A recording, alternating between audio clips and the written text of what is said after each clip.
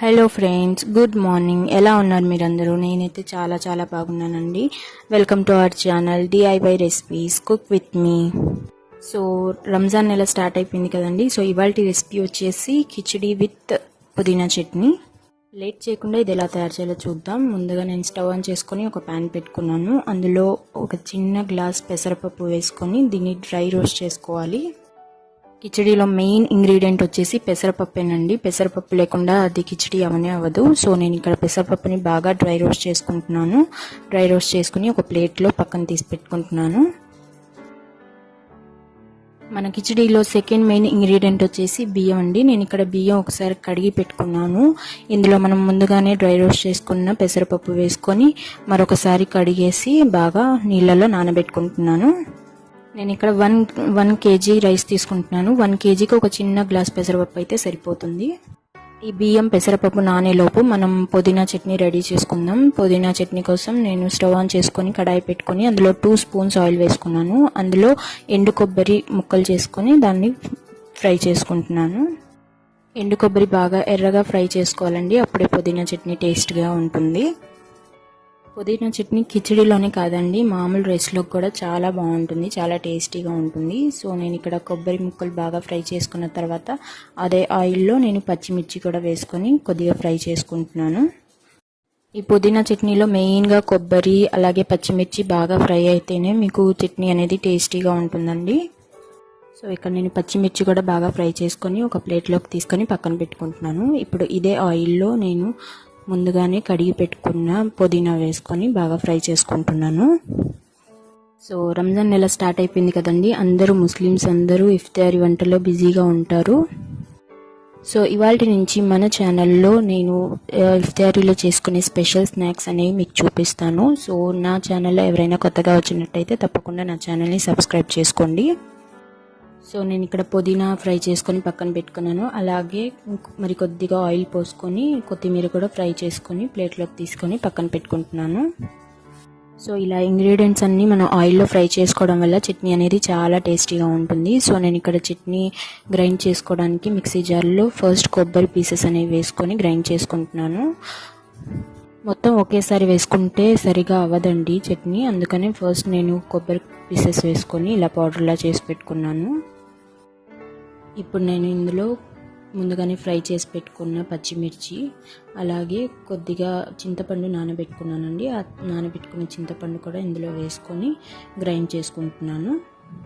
చింతపండు పచ్చిమిర్చి అనేది మీ టేస్ట్ని బట్టి మీరు వేసుకోండి. పులుపు ఎక్కువ తినేవాళ్ళు కొద్దిగా చింతపండు ఎక్కువ వేసుకున్న ప్రాబ్లం లేదు. అలాగే స్పైసీ తినేవాళ్ళు కొద్దిగా పచ్చిమిర్చి కూడా ఎక్కువ వేసుకోవచ్చు. సో ఇవన్నీ ఇప్పుడు నేను గ్రైండ్ చేసుకున్నాను. ఇందులో 1 టేబుల్ స్పూన్ ఉప్పు కూడా వేసుకొని గ్రైండ్ చేసుకున్నాను. ఇప్పుడు ఇందులో ముందుగానే ఫ్రై చేసి పెట్టుకున్న కొత్తిమీర, పుదీనా అలాగే 5-6 రెబ్బలు వెల్లుల్లిపాయలు కూడా వేసుకొని నేను గ్రైండ్ చేసుకుంటున్నాను.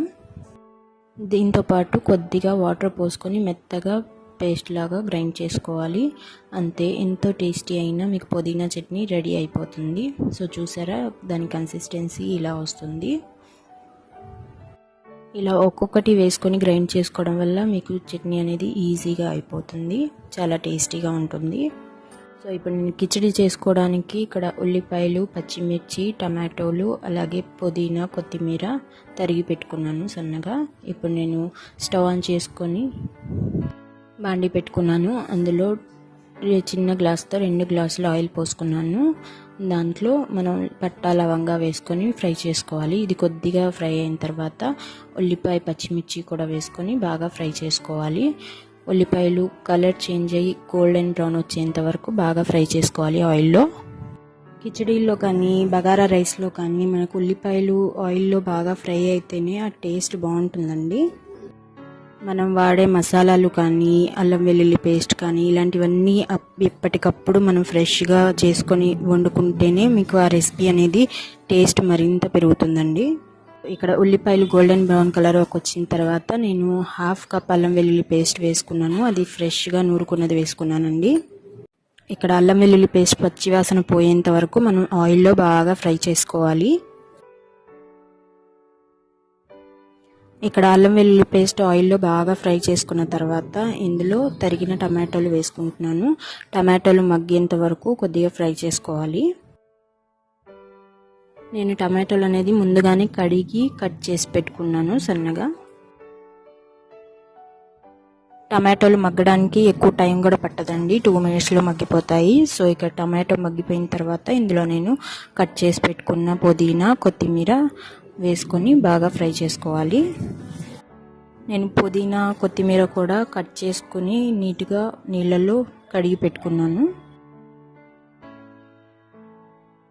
సో ఇవన్నీ ఒక 5 మినిట్స్ ఆయిల్లో బాగా ఫ్రై చేసుకోవాలి. ఇవన్నీ ఆయిల్లో బాగా ఫ్రై అయిపోయిన తర్వాత ఇందులో వాటర్ పోసుకొని ఎసరు మరిగించుకోవాలి.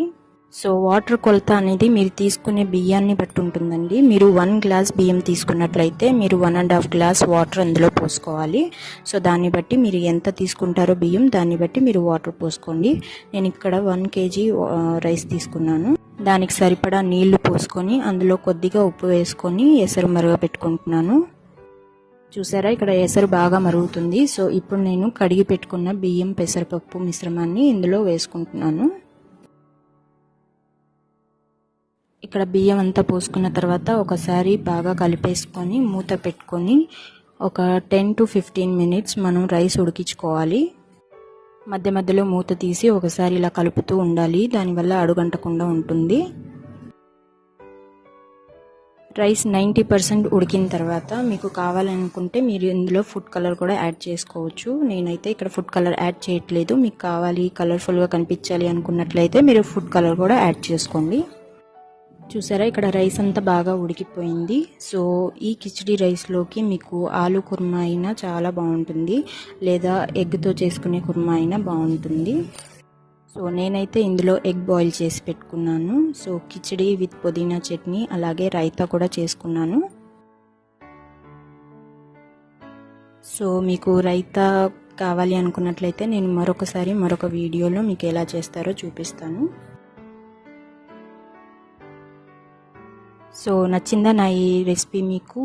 రంజాన్ స్పెషల్ కిచిడి విత్ పుదీనా చట్నీ చాలా టేస్టీగా చాలా బాగుంటుంది. మీరు డెఫినెట్లీ ఇంట్లో తప్పకుండా ట్రై చేసి చూడండి.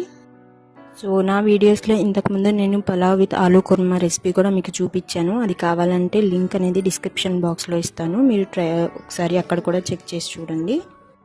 ముందు మరిన్ని మంచి రంజాన్ స్పెషల్ రెసిపీస్తో మీ ముందుకు వస్తాను. అంతవరకు నా ఈ వీడియో కనుక మీకు నచ్చినట్టయితే తప్పకుండా నా వీడియోని లైక్ చేయండి, షేర్ చేయండి, అలాగే నా ఛానల్ని సబ్స్క్రైబ్ చేసుకోవడం మాత్రం మర్చిపోవద్దు. Thank you for watching my video.